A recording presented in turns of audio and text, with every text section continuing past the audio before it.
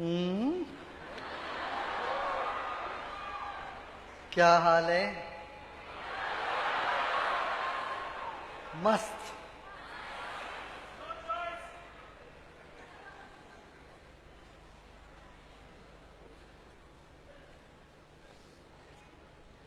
हाँ देखो, ऐसे बैठे रहते कितना अच्छा रहता, बैठे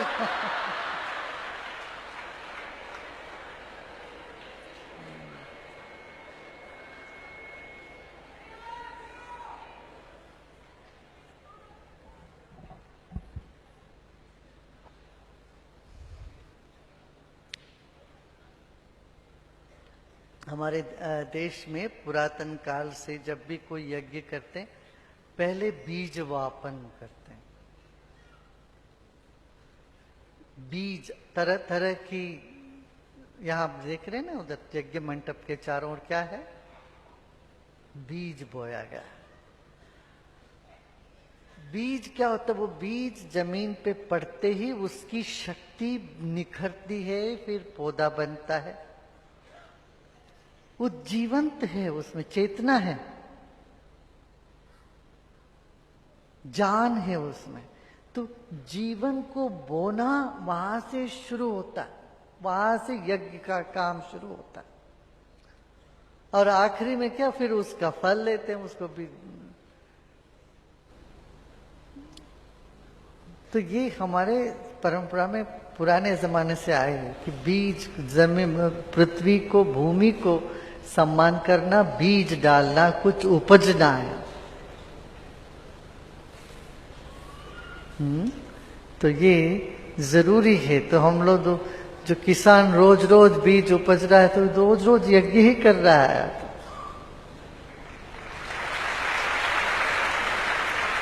और अपना जब बीज बोते हैं तो वो मंत्र के साथ बोते हैं, वो मंत्र शक्ति के साथ बीज जब बोया जाता है, उसमें चेतना का संचार होता है।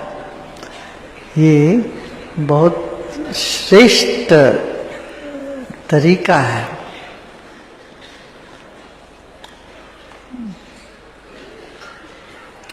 कितना अद्भुत है वो।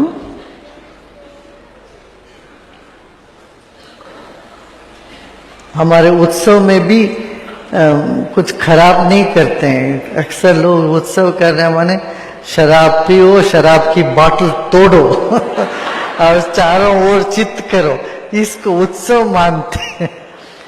हमारे यहाँ उत्सव में भी क्या? बीज बोते हैं और उसको लेके चलते हैं। कोई विध्वंस काम नहीं करते हैं, ठीक है ना। अब दिवाली आ रही है तो पटाखा वटाखा फोड़ने का भी हम लोग थोड़ा उस पे संयम बरताना चाहिए हमें। ऐसी पटाखी 2-4 पटाखे फोड़ो बस, बहुत ज्यादा, इतना ज्यादा मत करो। चिड़िया डर जाती है, पशु पक्षी विचलित हो जाते हैं पूरे वातावरण में। ऐसा नहीं करना चाहिए।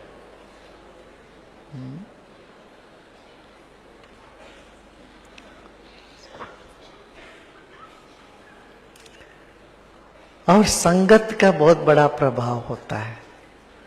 सिर्फ हम आदमी का ही नहीं है, जानवरों का भी है। अपने यहां गौशाला में एक घोड़ा है, जानते हैं ना आप लोग, देखा है, राजा उसका नाम है। बहुत साल से है, कई साल से।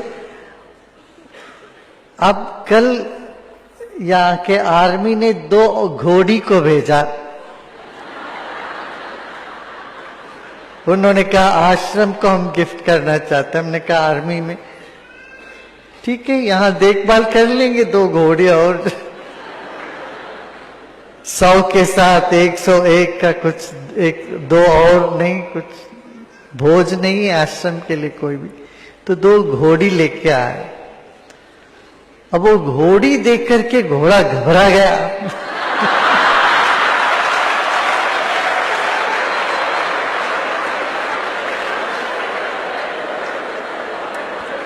तो वो गाय के साथ रह के मुझे लगता है घोड़ा ये समझता मैं भी गाय हूं।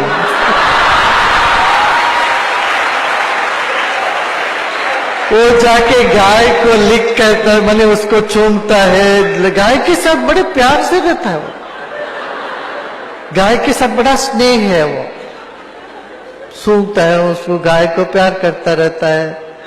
मगर जब घोड़ी आई इतना विचलित हो गया,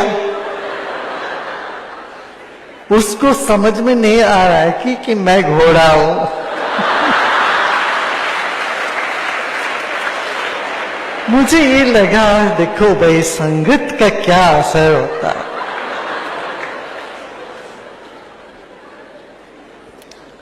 अभी कल ही हमारे वो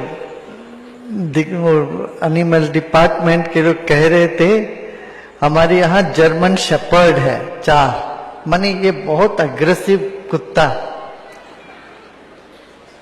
हावी करने वाली कुत्ता है, मगर यहां आके वो भौंकता ही नहीं है।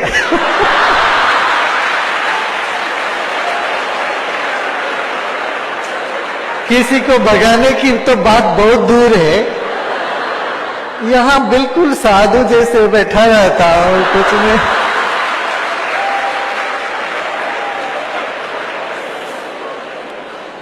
कह रहे थे कि वो किसी को यूजुअल नहीं तो वो जो कुत्ते से ना किसी को देखने से बहुत भौंकते हैं, बहुत उद्यम कर सकते। जब आई तो ऐसा था, मगर यहां आने के बाद 1.5 साल में उसका पूरा परिवर्तन ही हो गया लगता है। यहां तो कुत्ते भी बदल जाते हैं।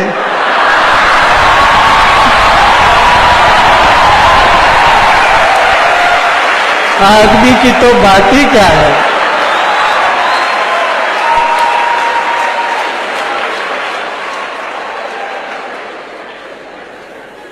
अक्सर कहते हैं कुत्ते का पूंछ टेढ़ा है, कुछ भी करो उसका पूंछ टेढ़ा ही रहता है, कुत्ता कभी बदलता नहीं है, ये कहावत है।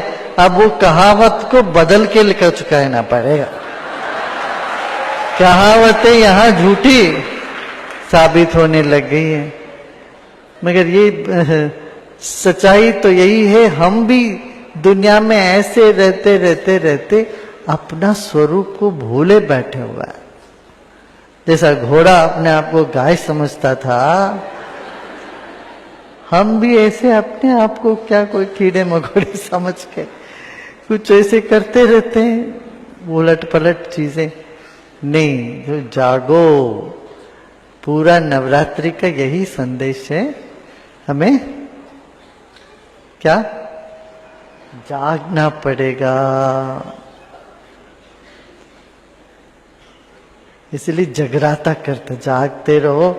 जागने से क्या, दैवी शक्ति है चारों ओर, वो तेरे भीतर भी प्रकट होने लगेंगे। देखो हमारे भीतर सब कुछ है, हमारे भीतर क्या है, 5 भूत है, पृथ्वी तत्व है, जल तत्व है, हमारे भीतर जल तत्व है, मगर कभी हम सोचते नहीं है। आपका शरीर पता है कैसा है कि ये जूस पैकेट जैसा है। जूस पैकेट में कितने जूस होने से तो वजन है ना, जूस सारे निकाल दो, पैकेट क्या होता है, कचड़ा, कूड़ा करकट हो जाए। इसी तरह से हमारे शरीर में जो रस है, जल तत्व है और प्राण है, ये सब पर हमारा दृष्टि कभी गया ही नहीं। अब ध्यान साधना बैठते ये पता चलता, अरे हमारे भीतर जल है और वायु तत्व है, हाँ जी वायु तत्व है, ये सब पहचान में आता है। ऐसे ही हमारे भीतर देवी तत्व है। ओ, ये नई बात लगती, ओ देवी दुर्गा तत्व तो यहाँ बैठी अंदर है, हमारे भीतर वो तत्व भी है।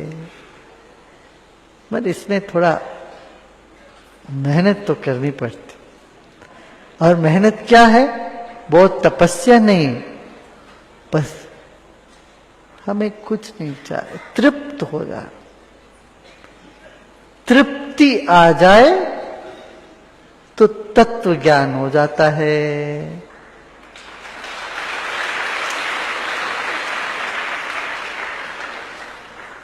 अच्छा, तृप्ति को दूसरे लोग दूसरी तरह से क्या बोलते हैं? इच्छा छोड़ दो कहते हैं, चाह छोड़ दो। और ये जब सुनने में बड़ा कठिन लगता है, बाप रे चाह छोड़ दो, हम अरे चाह छोड़ना छोड़ना, वो एक चाह बन गया।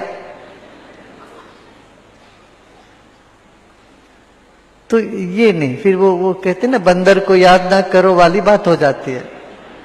ध्यान करते वक्त बंदर को नहीं याद करना, बोल दें तो बस वो ध्यान में बैठे बंदर ही याद आएगा। इस तरह से हो गया। इसका मैं दूसरा ढंग से कहने की बात ये होती है, तृप्त हो जाओ भाई, घड़ी घड़ी तृप्त हो जाओ।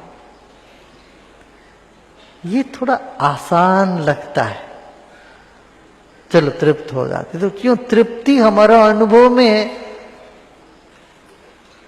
जब कोई खाना परोस रहे, कभी ना कभी बोलेगी नहीं मैं तृप्त हो गया, अभी नहीं, बोलते ना तृप्त हो जाते। जब खाना पूरा हो जाता है तृप्त हो जाते। इस तरह से मन में ये होश आ जाए तो मैं तृप्त हूं, तृप्त हो जाता हूं इस वक्त। तो घड़ी घड़ी तृप्त हो जाना ही मैं समझता हूं वैराग्य है।